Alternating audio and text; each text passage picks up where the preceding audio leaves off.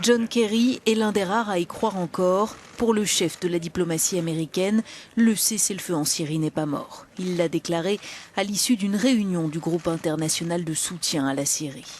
Mais depuis l'attaque lundi soir d'un convoi humanitaire près de la ville d'Alep, les accusations se succèdent.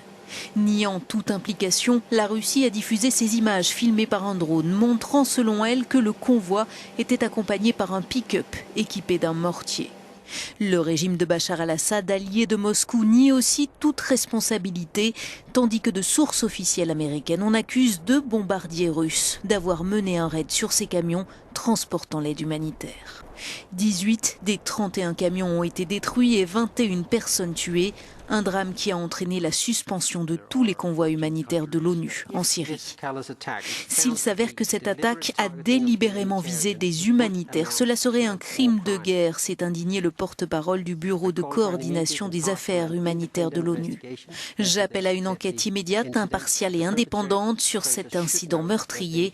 Ces auteurs doivent savoir qu'ils devront un jour rendre des comptes pour ces violations du droit international humanitaire et des droits de l'homme. Le convoi contenait de l'aide sanitaire et nutritionnelle, mais aussi des médicaments et du matériel chirurgical.